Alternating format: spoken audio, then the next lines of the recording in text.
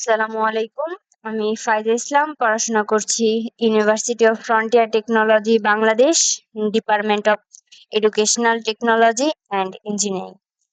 তো university of frontier technology Bangladesh এ মোট 5টি ডিপার্টমেন্ট রয়েছে। এর মধ্যে একটি অন্যতম ডিপার্টমেন্ট হচ্ছে internet of things and robotic engineering.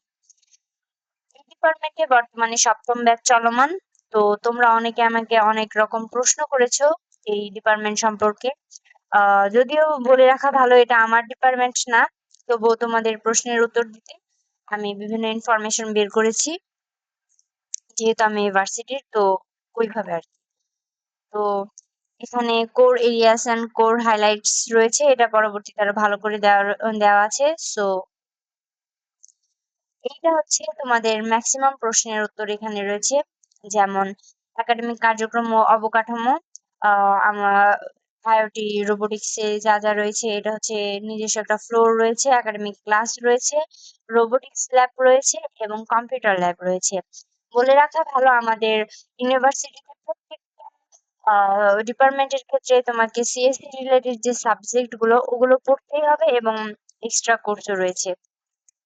তো আর ইউনিভার্সিটির প্রয়োজনীয় অবকাঠামো: একটা ছাত্র হল, 2টি ছাত্রী হল রয়েছে, একটি বাস রয়েছে, সেন্ট্রাল ফিল্ড রয়েছে, 2টি একাডেমিক ভবন ও একটি প্রশাসনিক ভবন রয়েছে। তো এক নজরে কোর্স গুলো যদি বলি, আমি এখানে 4টা ভাগে ভাগ করেছি আইওটি অ্যান্ড রোবোটিক্স ইঞ্জিনিয়ারিং এর কোর্স গুলোকে। একটা হচ্ছে প্রোগ্রামিং ও সিস্টেম কোর্স, ম্যাথ ও অ্যানালাইসিস কোর্স, অন্যান্য course, IoT and robotics engineering special courses. এখন কথা হচ্ছে যে প্রোগ্রামিং ও সিস্টেম কোর্স এবং ম্যাথ ও অ্যানালাইসিস কোর্স তোমাকে পড়তেই হবে, তুমি যে ডিপার্টমেন্টেরই হও না কেন। আর বাকি অন্যান্য কোর্স হচ্ছে তোমার সাবজেক্টের সাথে সামঞ্জস্যপূর্ণ। পরবর্তীতে হচ্ছে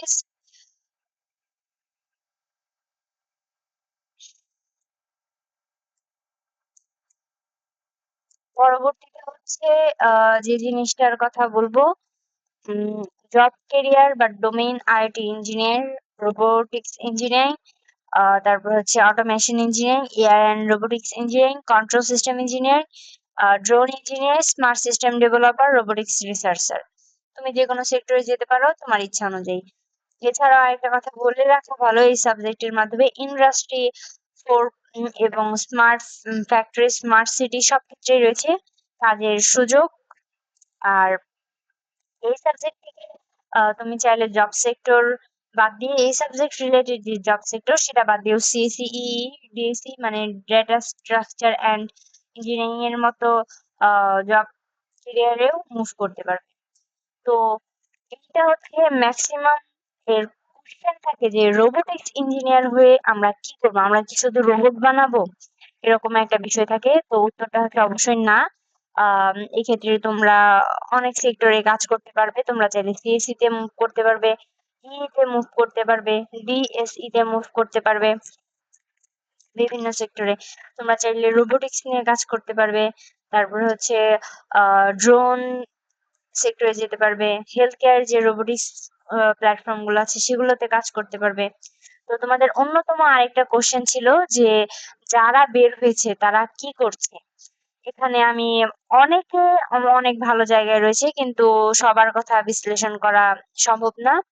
তো আমাদের হচ্ছে আহ ফার্স্ট ব্যাচের কিছু সম্মানীয় বড় ভাইদের কথা এখানে উল্লেখ করছি, যেমন রাশেদুর রহমান রনি ভাই। উনি হচ্ছে আহ বর্তমানে স্কলারশিপ পেয়েছে, স্কলারশিপ পেয়ে computer science and engineering A MSc করতে গিয়েছেন আর কি, রাশিয়াতে।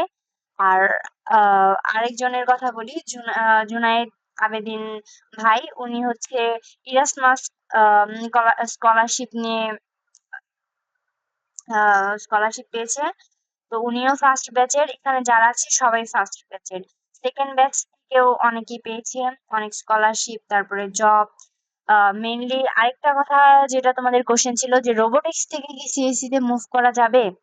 আমি বলেছিলাম যে আমাদের ডিপার্টমেন্টের যে 5টা ডিপার্টমেন্ট রয়েছে ভার্সিটির, প্রত্যেকটা থেকে সিএসসি তে মুভ করা যাবে। তো তোমাদের এর প্রতি উত্তরে কোশ্চেন ছিল যে রোবোটিক্স থেকে কি সিএসসি তে মুভ করা যাবে কিনা। তো এখানে নিচে তোমরা যে দুই ভাইকে দেখতে পারছো, একজন হচ্ছে বখতিয়ার মুইজ, একজন হচ্ছে সাদিকুর রহমান সাদিক ভাই। ওনারা বর্তমানে ড্যাফোডিল ইন্টারন্যাশনাল ইউনিভার্সিটিতে সিএসসি লেকচারার হিসেবে রয়েছে। তো এটা হচ্ছে তোমাদের প্রত্যেকটা হচ্ছে তোমাদের ইন্সপিরেশনের জন্য, এবং তোমরা এই সাবজেক্ট থেকে তোমাদের ফিউচার কি যাতে কিছুটা ধারণা পাও সেজন্য এটা করা।